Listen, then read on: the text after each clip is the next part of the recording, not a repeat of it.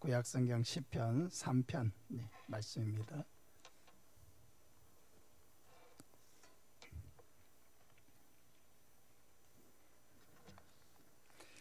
구약성경 805쪽 시편 3편 말씀입니다.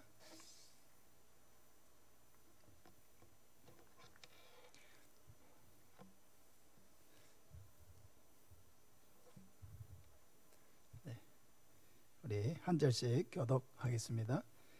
여호와여, 나의 대적이 어찌 그리 많은지요. 일어나 나를 치는 자가 많으니이다.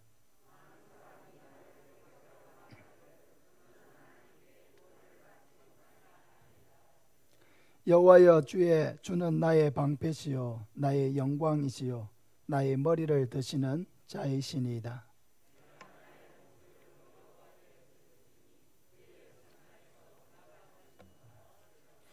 내가 누워 자고 깨었으니 여호와께서 나를 붙드심이로다.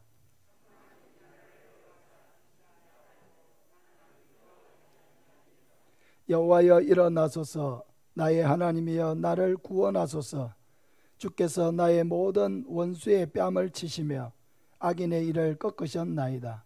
구원은 여호와께 있사오니 주의 복을 주의 백성에게 내리소서. 아멘.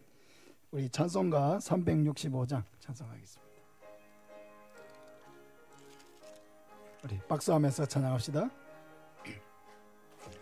마음속에 근심 있는 사람 주 예수 앞에 달래어라. 슬픈 마음 있을 때에라도 주 예수께 아뢰라. 주 예수 앞에 달래어라. 주 우리의 친구니 무엇이나 근심하지 말고 주 예수께 아뢰라. 눈물 나며 기쁜 한숨 쉴 때 주 예수 앞에 달래어라. 미란죄 내게 있더라도 주 예수께 아뢰라. 주 예수 앞에 달래어라. 주 우리의 친구니 무엇이나 근심하지 말고 주 예수께 아뢰라. 괴로움과 두려움 있을 때 주 예수 앞에 달래어라. 내일 일을 염려하지 말고 주 예수께 아뢰라. 주 예수 앞에 달래어라. 주 우리의 친구니 무엇이나 염려하지 말고 주 예수께 아뢰라. 죽음 앞에 겁을 내는 자여 주 예수 앞에 달래어라. 하늘나라 바라보는 자여 주 예수께 아뢰라. 주 예수 앞에 달래어라. 주 우리의 친구니 무엇이나 근심하지 말고 주 예수께 아뢰라. 할렐루야. 아멘.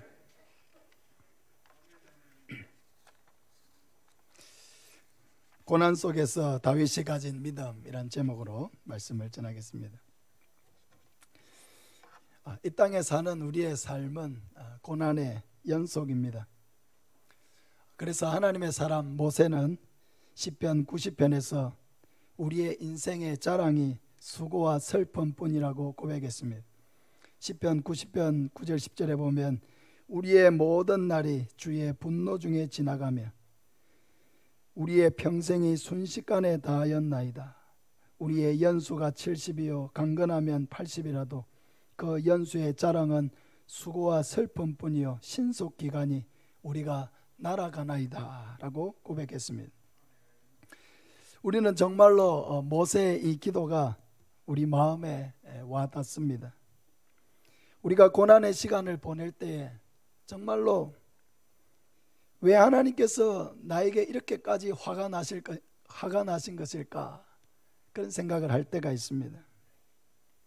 우리의 지나온 시간들을 돌아보면은 많은 죄를 저지르고 방탕하게 지내고 참 하나님을 두려워하지 않고 살아왔던 많은 시간들이 우리에게 있고, 그래서 고난을 당할 때에는 참 내가 하나님 앞에 지은 죄가 많아서 하나님께서 나에게 이런 시련을 주시는가 하는 그런 생각이 우리 마음속에 들어올 때가 있습니다. 그래서 우리는 이 땅을 살면서 계속 죄를 범하고, 또 우리의 고난은 우리의 죄에 대한 하나님의 징계처럼 느껴져서 고난을 당할 때마다 우리의 마음은 더욱 힘들고 고통스럽습니다. 다윗도 고난을 참 많이 당한 사람입니다. 사울을 피해서 10년 이상 도망을 다녀야 했던 시간도 있었습니다. 그 자체가 정말로 어마어마한 그런 고통을 동반하는 시간이었습니다. 그 기간 동안 다윗은 하루도 자신의 생명을 보장받지 못했습니다. 10년을 하루같이 그렇게 조마조마하면서 사울을 피해서 도망을 다녔습니다. 그래서 하루하루 하나님을 의지하지 않을 수가 없고, 하루하루 자신이 어떻게 살아야 되는지를 하나님께 묻지 않을 수가 없고, 하루하루 자기의 생명을 하나님 앞에 의탁하면서 그렇게 고통스러운 시간을 보냈습니다. 그러나 그 시간이 상황적으로는 다윗에게 굉장히 힘든 시간이었지만은 마음은 한결 가벼웠습니다. 왜냐하면은 그 고난이 자기의 죄로 인한 고난은 아니었기 때문이죠. 사울이 시기심으로 말미암아 다윗을 죽이려고 했기 때문에, 그래서 어쩔 수 없이 다윗이 도망을 다녀야 했습니다. 다윗의 입장에서는 굉장히 억울하고 힘든 시간이었지만은, 그러나 하나님 앞에서는 자기의 죄로 인해서 도망을 다니고 있는 것은 아니었기 때문에 마음만은 하나님 앞에서 떳떳했다는 것입니다. 그런데 오늘 읽었던 시편 3편의 상황은 전혀 다릅니다. 오늘 시편 3편에 제목이 있습니다. 제목이 어떻게 되어 있습니까? 우리 같이 한번 읽어볼까요? 다윗이 그의 아들 압살롬을 피할 때에 지은 시라고 되어 있습니다. 다윗은 왜 그의 아들 압살롬을 피해서 도망을 다녀야 했습니까? 결론적으로 말하자면 자신의 죄 때문이었습니다. 다윗은 사울을 이어서 이스라엘의 왕이 된 후에는 하나님의 은혜로 말미암아 승승장구했습니다. 그런데 어느 날 위기가 찾아왔죠. 죄의 유혹이 찾아온 것입니다. 하루는 부하들이 다 전쟁터에 나가고 다윗이 왕궁 옥상을 거닐고 있었습니다. 그런데 그 옥상에서 한 여인이 목욕하고 있는 것을 보았죠. 그 여인은 다름이 아니라 자신의 충신 중에 한 명인 그 우리아의 아내 밧세바였습니다. 그런데 다윗은 자신의 충동을 이기지 못하고 분별력도 없이 자신이 왕이라고 하는 이 권력을 남용해서 자신의 충신의 아내를 강제로 취하는 죄를 저질렀습니다. 이 일이 있고 나서 밧세바가 아이를 가지게 되었는데, 그것을 숨기기 위해서 자신의 충신 우리아를 가장 치열한 전쟁 현장에 내보내서 죽게 만들었습니다. 하나님의 사랑을 그렇게 받았던 다윗이 엄청난 죄, 상상도 하지 못할 엄청난 죄를 저지르게 된 것입니다. 다윗은 사람의 눈을 속였지만은 하나님은 다윗의 죄를 찾아내셨습니다. 하나님은 나단 선지자를 다윗에게 보내어서 다윗의 죄를 책망하시고, 다윗의 죄로 인해서 하나님께서 이제 큰 재앙을 이 집에 내릴 것이라고 말씀하셨습니다. 사무엘하 12장 9절 이하에 보면은, 그러한데 어찌하여 네가 여호와의 말씀을 업신여기고 나 보기에 악을 행하였느냐? 네가 칼로 햇사람 우리아를 치되 암몬 자손의 칼로 죽이고 그의 아내를 빼앗아 내 아내로 삼았도다. 이제 네가 나를 업신여기고 햇사람 우리아의 아내를 빼앗아 내 아내로 삼았은즉 칼이 내 집에서 영원토록 떠나지 아니하리라 하셨고, 여호와께서 또 이와 같이 이르시기를, 보라, 내가 너와 내 집에 재앙을 일으키고 내가 내 눈 앞에서 내 아내를 빼앗아 내 이웃들에게 주리니 그 사람들이 내 아내들과 더불어 백주에 동침하리라. 너는 엄밀히 행하였으나 나는 온 이스라엘 앞에서 백주의 이 일을 행하리라 하셨나이다. 다윗의 죄는 다윗 개인의 삶과 가정에 엄청난 어려움을 초래했습니다. 다윗의 아들 암논이 다윗의 다른 아들 압살롬의 여동생을 급탈하는 일이 일어났습니다. 이 일로 인해서 압살롬이 이것을 마음에 분하게 여기고 반드시 이를 복수해야 되겠다는 생각을 가지고 있다가 때를 봐서 이 암논을 죽이는 일이 일어났습니다. 왕자들 사이에 이런 끔찍한 일이 일어난 것입니다. 그런데도 다윗은 압살롬에게 한마디도 책망을 하지 못했습니다. 왜냐하면 아버지로서 자신이 보여준 그런 잘못된 모습이 있었기 때문에 압살롬이 이렇게 큰 죄를 지었어도 아버지로서 한마디도 책망하지 못했습니다. 그러다가 이 일로 인해서 다윗과 압살롬 사이가 멀어지게 되었죠. 스토리가 길지만은 이 압살롬이 그런 아버지 다윗에 대한 원한을 가지고 미움을 가지고 기회를 엿보면서 자신의 세력을 모았습니다. 그래가지고 반역을 일으켜가지고 궁궐을 차지하게 되었고, 그로 인해서 다윗은 자기 아들 압살롬을 피해서 도망을 가는 이런 처량한 신세가 된 것입니다. 그러므로 이 시편 3편의 배경이 되는 그런 상황은 다윗이 전에 사울을 피해서 도망갔을 때와는 전혀 다른 상황인 것입니다. 앞에 말씀드린 대로 사울을 피해서 도망을 갔을 때는 자신의 죄로 인해서 겪는 어려움은 아니었기 때문에 인간적으로 억울한 면은 있었어도 그의 마음은 하나님 앞에서 당당하고 떳떳했습니다. 그런데 지금 시편 3편의 배경에서는 오롯이 자신의 죄로 인해서 겪는 어려움이었습니다. 그래서 어려움이 깊어지면 깊어질수록 자신의 죄는 더 깊이 자기에게 다가왔습니다. 이런 왕으로서 궁궐을 버리고 도망을 가야 할 때에는 그게 얼마나 참 고통스러운 일이겠습니까? 더욱이 반역을 일으킨 자가 어떤 자기의 부하나 이런 사람들이 아니라 자기 아들, 자기가 낳은 아들, 그 아들이 자기에게 반역을 일으키고 자기를 죽이려고 달려들었을 때에 그를 피해서 도망을 가는 다윗의 마음은 너무너무 고통스러웠을 것입니다. 뿐만 아니라 이러한 고통이 하나님 앞에서 자신이 저질렀던 그 엄청난 죄로 인한 것이었기 때문에 그는 상황적으로도 힘들고 어려웠지만은 그의 마음은 하나님 앞에서 엄청난 죄책감으로 더욱더 큰 고통을 당해야 했습니다. 사랑하는 여러분, 성도가 신앙생활을 하면서 언제 가장 큰 위기가 찾아오냐면 바로 자신이 지은 죄로 인해서 고통을 당하고 있다고 느낄 때, 바로 그때가 성도에게 가장 큰 위기입니다. 차라리 억울한 일로 어려움을 겪고 다른 사람의 어떤 잘못으로 인해서 내가 당하는 어려움이라고 한다면은 오히려 하나님 앞에서는 떳떳하고 그냥 털어버리면 그만입니다. 근데 자신의 죄로 인해서 자신이 하나님께 징벌을 받고 있고 어려움을 겪고 있다고 느낄 때에는 기도할 힘도 나지 아니하고 아무리 기도해도 하나님조차도 나를 외면해 버리시고 나를 도와주시지 않을 것 같은 그런 두려움이 우리 마음속에 찾아와서 좌절할 수가 있는 것입니다. 그러나 이것은 정말로 우리가 잘못 생각하고 있는 것입니다. 여러분, 하나님이 우리의 하나님이 되어 주신다고 하셨을 때에 그것은 우리가 완벽하기 때문에 하나님께서 우리를 도와주시는 것입니까? 우리가 완벽한 삶을 살기 때문에 하나님이 우리의 하나님이 되어 주시는 것입니까? 그렇지 않죠. 우리가 죄에 걸려 넘어졌을 때는 기도할 자격도 없고 하나님도 우리를 포기하시고 우리를 더 이상 도와주지 않으십니까? 아니죠. 아니죠.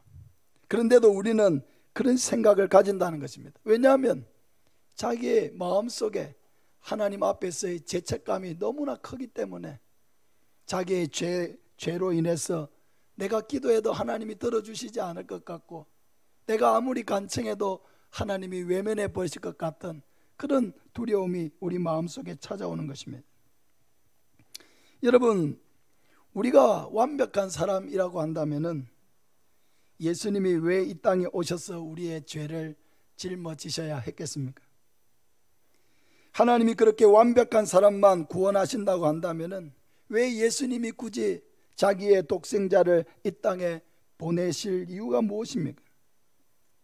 우리가 이 땅에서 죄를 짓고 우리 스스로 완전하지 못한 죄인이기 때문에 하나님께서 우리를 긍휼히 여기시고 자기의 독생자 예수님을 보내어서 우리의 모든 죄를 대신 짊어지고 십자가에 죽게 하신 것이 아닙니까?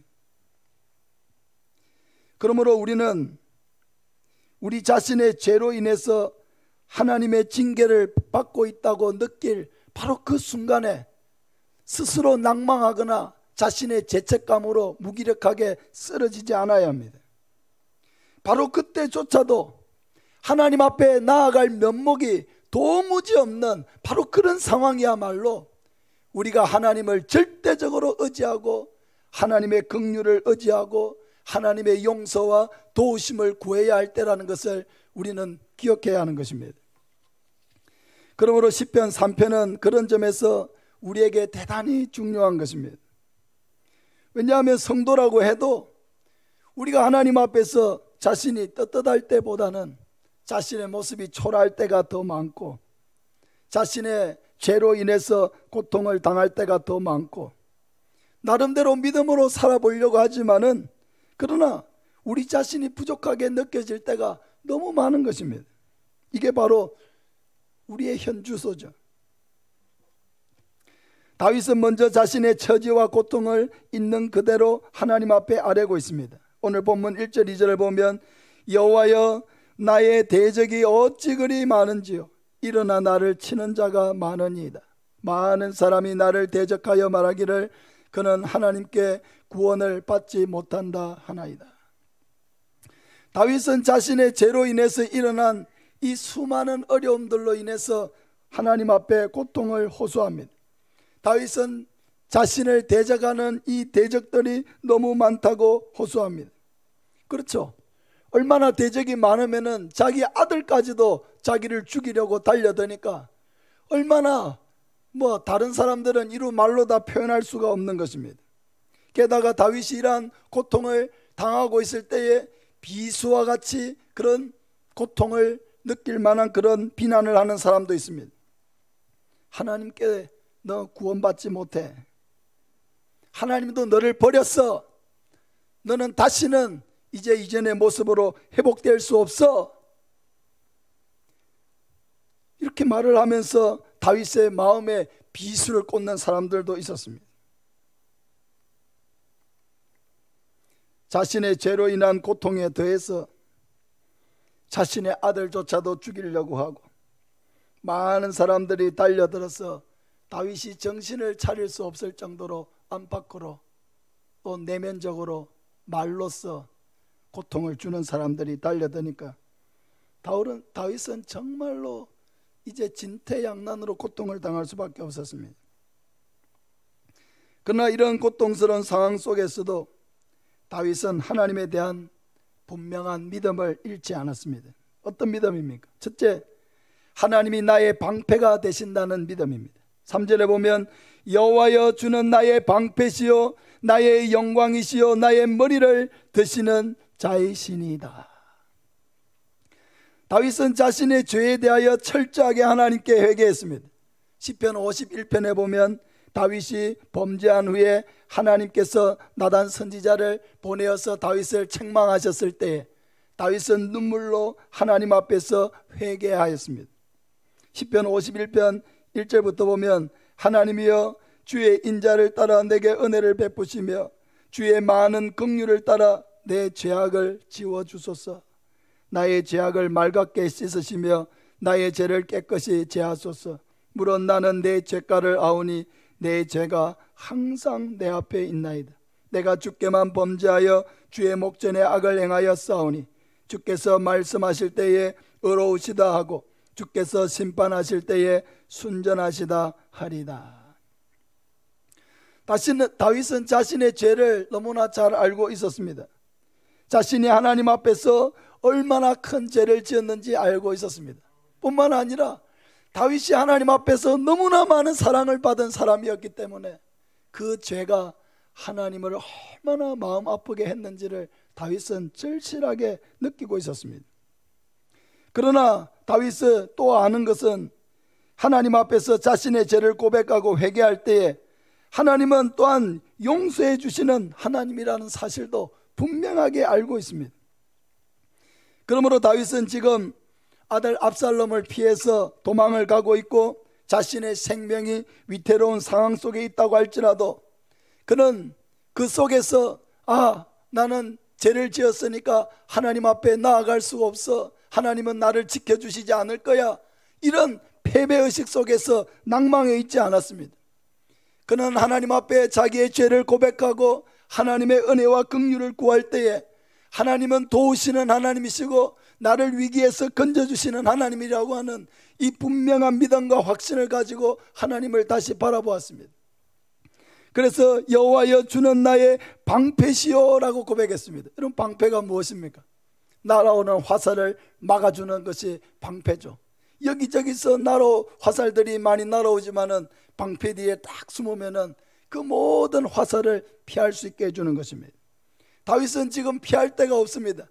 오직 하나님밖에 피할 데가 없습니다. 그래서 하나님의 방패 속에 피하는 것입니다. 하나님께서도 다윗을 외면한다고 하면은 이제는 다윗은 갈 곳이 없습니다. 생명을 보존받을 수가 없습니다. 다윗은 하나님께 절대로 피합니다. 하나님이 나의 방패가 아니십니까? 이 모든 위험에서, 나를 죽이려고 하는 이 모든 대적에서 나를 지켜주실 수 있는 분은 오직 하나님밖에 없습니다 라고 고백하는 것이죠. 그리고 나아가서 다윗은 하나님이 다시 자신의 왕위를 회복시켜 주실 분은 오직 하나님밖에 없다는 것을 바라봅니다. 그래서 하나님은 나의 영광이시오 라고 그는 고백합니다. 그리고 지금 하나님은 나의 머리를 드시는 자라고 고백하고 있습니다. 다윗이 왜 지금 머리를 숙이고 있습니까? 자기의 죄책감 때문이죠. 자기의 죄로 인한 것이죠. 그래서 이러한 이 고통이 외적으로도 고통스럽지만은 내면적으로도 하나님 앞에 얼굴을 들 수 없는 그런 면목이 없는 그런 상황입니다. 그러나 하나님을 의지하고 하나님께 피할 때에 하나님께서 나의 머리를 들어주시고 나의 모든 영광을 회복시켜 주시고 다시 하나님 앞에 떳떳하게 나아갈 수 있도록 하나님께서 나를 회복시켜 주실 것이라고 하는 이 믿음을 가지고 다윗은 하나님을 바라보고 있는 것입니다. 범죄하고 넘어졌지만은 다시 하나님께서 일으켜 주실 것을 바라보는 것입니다. 사랑하는 여러분, 우리도 신앙생활을 하고 나름대로 하나님 앞에 정직하게 살고 진실되게 살고 거룩하게 살고 성결하게 살고 하나님의 뜻대로 살고자 하는 마음이 많이 있지만은 그러나 우리의 생각과 달리 우리는 번번이 죄에 넘어질 수가 있습니다. 우리가 고난을 당할 때에 자신의 죄가 생각나고 그것 때문에 죄책감이 우리의 마음속에 몰려오고 그래서 우리의 마음은 더욱 낙심이 될 수가 있습니다. 그러나 바로 그때 하나님을 기억하시길 바랍니다. 그 하나님은 내가 죄를 지었기 때문에 나를 버리고 모르는 척 하시는 분이 아니라 우리를 불쌍히 여기시고 여전히 사랑하시고 우리의 죄를 고백하고 회개하며 하나님 앞에 나아갈 때에 그 하나님은 용서하시는 하나님이시고 회개하는 자를 다시 일으켜 주시는 하나님이시라는 것을 믿으시기를 바랍니다. 사랑하는 여러분, 하나님은 우리가 죄악 가운데 빠져서 허우적거릴 때에도 다시 일어나서 그 용서의 하나님, 은혜의 하나님, 우리를 도와주시는 하나님, 우리의 방패가 되시는 그 하나님을 바라보기를 하나님은 간절하게 원하시는 것입니다. 두 번째로 다윗은 어떤 믿음을 가지고 있었느냐? 여전히 하나님께서 기도에 응답하신다고 하는 분명한 믿음을 가지고 있었습니다. 4절 5절에 보면 내가 나의 목소리로 여호와께 부르짖으니 그의 성산에서 응답하시는도다. 내가 누워 자고 깨었으니 여호와께서 나를 붙드심이로다 했습니다. 사랑하는 여러분, 우리가 고난 가운데 있을 때에 우리가 해야 할 것은 하나님께 나아가서 부르짖어 기도하는 것입니다. 하나님의 도우심을 간구하는 것입니다.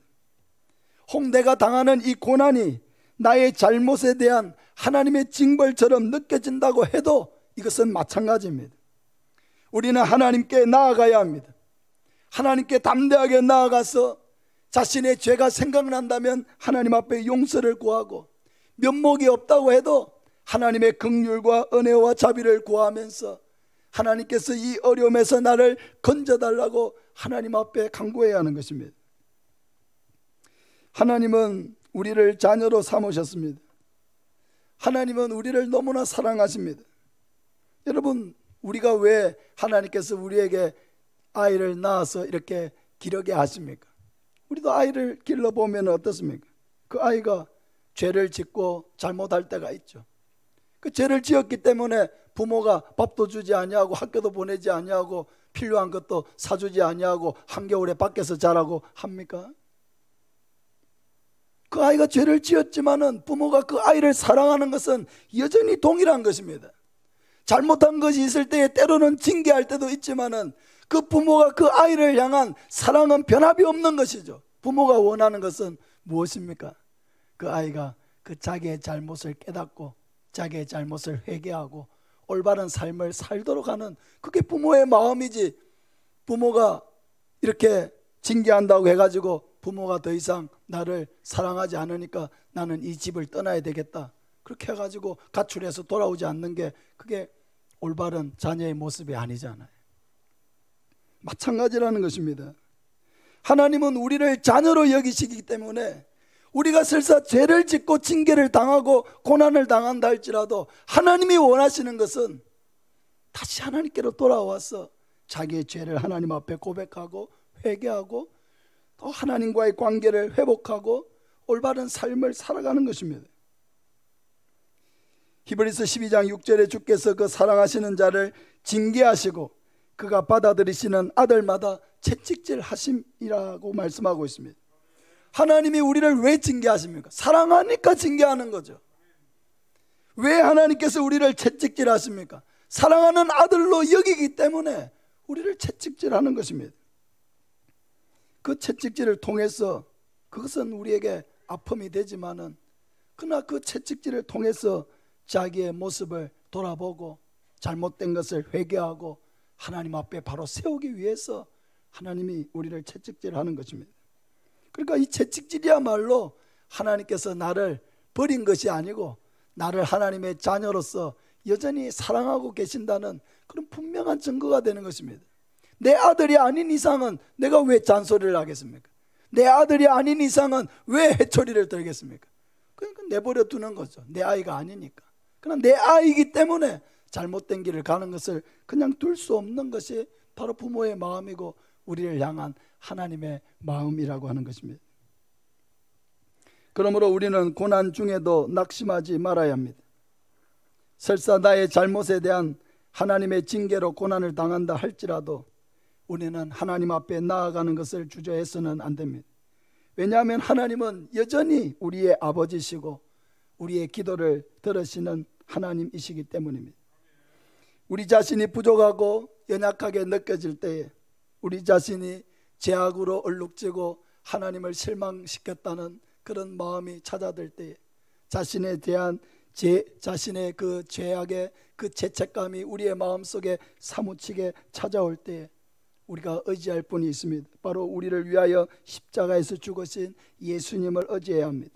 지옥 갈 수밖에 없는 나를 살리기 위해서 십자가에서 흘리신 예수님의 보혈을 의지하시기를 바랍니다. 그리고 여전히 하나님께서 우리의 기도를 들으실 뿐만 아니라 우리의 기도에 응답하실 것을 믿고 담대하게 나아가야 하는 것입니다. 사탄은 이렇게 하겠죠. 우리 귀에 속삭이겠죠. 넌 기도할 자격도 없어. 그런 죄를 짓고 네가 이 하나님 앞에 기도하러 나온다는 것은 너무나 이중인격자인 거 아니야? 넌 기도할 자격도 없어. 하나님은 네가 아무리 기도해도 너의 기도는 듣지 않아. 하나님은 이미 너를 버렸어. 사탄은 계속 우리에게 와서 이렇게 속삭일 것입니다. 그러나 우리는 분별해야죠. 그것은 하나님의 음성은 아니라는 거죠. 사탄의 음성을 듣고 우리가 살아갈 것입니까? 하나님의 말씀을 듣고 살아갈 것입니까?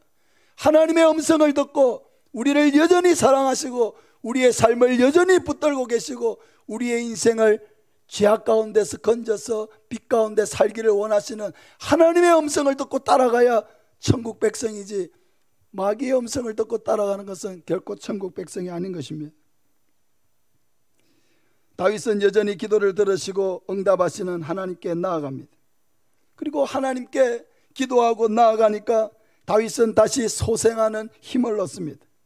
마음에 가득 차있던 두려움이 사라집니다. 그래서 고백하죠. 6절에 보면 천만인이 나를 에워싸 진친다 하여도 나는 두려워하지 아니하리다. 할렐루야. 천만 명이 나를 에워싸서 진을 치고 나를 죽이려고 달려든다 할지라도 나는 두려워하지 아니할 것이다. 왜? 하나님이 나의 방패가 되시고 하나님이 나의 기도를 들으시고 하나님이 나의 아버지가 되시기 때문에 아무것도 두렵지 않다는 것입니다. 하나님을 바라보니까 마음속에 있던 그 모든 두려움이 다 사라지는 것을 다윗이 체험하는 것입니다. 사랑하는 여러분, 이것이 바로 믿음의 능력입니다. 시편 23편 4절에 내가 사망의 음침한 골짜기로 다닐지라도 해를 두려워하지 않을 것은 주께서 나와 함께 하심이라. 할렐루야. 사망의 음침한 골짜기, 나의 생명을 위협하는 많은 사람들이 나를 둘러싸여 있는 그러한 곳을 내가 지나갈지라도 내가 해를 당할 것을 두려워하지 않는 것은 바로 하나님께서 그 자리에 나와 함께하고 계신다는 이 분명한 믿음과 확신이 다윗을 담대하게 만든 것입니다. 사랑하는 여러분, 우리의 믿음이 발휘되어야 될 진정한 순간이 언제입니까? 그것은 바로 고난 중에 있을 때입니다. 모든 것이 부정적으로 보이고 사방이 둘러싸여 빠져나갈 것이 없을 것 같고 특별히 자기의 죄로 인해서 좌절하고 낙심하고 있을 바로 그때가 우리가 정말로 하나님을 바라보아야 할 때입니다. 그때가 정말로 하나님 앞에 기도하고 나아가야 될 때입니다. 그때가 바로 예수 그리스도의 보혈을 의지하고 나아가야 될 때입니다. 하나님 앞에서 우리가 나아가는 것은 자기의 의를 의지해서 나가는 게 아니죠. 여러분, 이 자리에서 우리가 하나님 앞에 예배 드릴 수 있는 것은 지난 한 주간 동안 우리가 완벽한 삶을 살았기 때문에 그것을 의지해서 우리가 지금 하나님 앞에 나와 떳떳하게 예배 드리고 있습니까? 아니죠. 지난 한 주간 거짓말도 안 하고 정직하게 살고 모든 일에 진실하고 그렇기 때문에 내가 하나님 앞에 오늘 떳떳하게 나올 수 있었습니까? 아니죠. 만 가지가 부족해도 우리가 하나님 앞에 나올 수 있는 유일한 것은 뭡니까? 우리의 중보자 되시고 우리를 위하여 십자가에 죽으신 예수 그리스도를 의지해서 오늘도 이 자리에 나와서 우리가 예배 드릴 수 있음을 믿으시기를 바랍니다. 그러므로 우리가 항상 자신의 모습이 너무나 죄책감으로 가득 차 있고 자기의 모습이 너무 부족하게 느껴질 때조차도 자기를 의지하는 게 아니고 자기의 의를 의지하는 게 아니고 오직 예수 그리스도, 나를 위하여 십자가에 죽으시고 부활하신 예수 그리스도를 의지할 때에 우리는 담대하게 하나님 앞에 나올 수가 있고 또 하나님과의 관계를 회복하고 자기의 모든 기도를 하나님 앞에 아뢰일 수가 있는 것입니다. 이것이 바로 위기를 기회로 바꾸는 방법입니다. 절망을 소망으로 바꾸는 방법입니다. 슬픔을 기쁨으로 바꾸는 방법입니다. 사랑하는 여러분, 하나님 앞으로 나오시길 바랍니다. 어떤 상황 속에 있든지 하나님 앞으로 나오시길 바랍니다. 우리를 위하여 십자가에 죽으신 예수 그리스도를 의지해서 하나님 앞으로 나오면은 반드시 하나님은 우리를 용서하시고 다시 회복시키시고 우리의 기도를 응답해 주신다는 것을 믿으시기를 바랍니다. 마지막으로 다윗은 오직 구원은 하나님께 있다는 분명한 믿음을 가졌습니다. 7절 8절에 보면 여호와여 일어나소서 나의 하나님이여 나를 구원하소서. 주께서 나의 모든 원수의 뺨을 치시며 악인의 일을 꺾으셨나이다. 구원은 여호와께 있사오니 주의 복을 주의 백성에게 내리소서. 다윗은 지금 압살롬을 피해서 도망을 가고 있지만은 이 전쟁의 승패가 사람에게 달린 것이 아니라 하나님께 달려 있음을 분명하게 확신했습니다. 지금 자신이 수세에 몰려 아들을 피해 도망을 가고 있지만 결국 승리를 주시는 분은 하나님이심을 분명하게 믿고 하나님을 바라보고 있습니다. 구원은 나의 의에 달린 것이 아니고 어떤 힘 있는 자에게 달린 것도 아니요, 오직 하나님께 달려있다는 이 분명한 믿음과 확신이 있었기 때문에 다윗은 고난 속에서도 하나님을 바라보고 의지하고 있습니다. 다윗은 두렵고 고통스러운 상황에서 하나님의 도우심을 재촉합니다. 여호와여 일어나소서, 나의 하나님이여 나를 구원하소서 라고 외칩니다. 다윗이 지금 얼마나 긴급한 절박한 상황 속에 있다는 것을 보여주는 것이죠. 하나님 일어나십시오. 앉아있지 말고 일어나십시오. 그리고 빨리 뭔가 나를 도와줄 수 있는, 나를 이 어려움에서 건져줄 수 있는 즉각적인 행동을 빨리 해주십시오. 다윗이 절박한 마음에서 하나님께 부르짖습니다. 하나님께서 나를 도와주시지 않으면 안 된다고 하는 이 절박함 속에서 다윗은 하나님을 바라보고 있습니다. 그러나 이러한 담대한 기도는 오직 구원이 하나님께 있다는 이 변함없는 확신에서 나왔다는 것을 우리는 잊어버려서는 안 되는 것입니다. 사랑하는 여러분, 지금 여러분은 어떤 상황 속에 있습니까? 어떤 고난과 어려움 속에 있습니까? 혹시라도 내가 당하는 어려움과 이 고난이 나의 죄 때문이라고 하는 생각 때문에 깊은 절망과 고통에 사로잡혀 있다면 이 시편 3편의 말씀을 붙드시기를 바랍니다. 사랑하는 여러분, 하나님은 우리가 어떠한 고난 중에도 피할 수 있는 유일하고 든든한 방패라고 하는 것을 믿으시기를 바랍니다. 하나님은 여전히 우리의 기도에 귀를 기울이고 계십니다. 그러므로 어떠한 상황 속에서도 아무리 자신의 모습이 면목이 없게 느껴지더라도, 아무리 큰 죄책감이 자기의 마음속에 가득 차 있다 할지라도 담대하게 여러분 예수님의 보혈을 의지해서 하나님 앞에 나아가시기를 바랍니다. 그것이 하나님이 기뻐하시는 일입니다. 여러분, 하나님은 우리의 구원이십니다. 우리의 죽고 사는 것이 하나님께 있고 성공과 실패가 하나님의 손에 달려 있습니다. 우리가 의지해야 될 분은 오직 하나님밖에 없다는 것을 기억하시기를 바랍니다. 하나님은 여전히 우리를 사랑하시고 우리가 고난당할 때 함께 고통을 당하시고 우리를 진심으로 도와주기를 원하십니다. 우리를 너무나 사랑하십니다. 자기의 독생자 예수님을 우리를 위해서 아끼지 않고 보내주실 만큼 하나님은 여전히 우리를 사랑하십니다. 고난 중에도 다윗이 가졌던 이 믿음대로 우리도 담대하게 하나님을 믿고 의지함으로 어떤 상황 속에 있든지 하나님께서 우리를 도우시고 우리를 모든 위험에서 건지시는 하나님을 체험하고 간증하는 저와 여러분 되시기를 예수님의 이름으로 축복합니다. 아멘. 우리 찬송가 500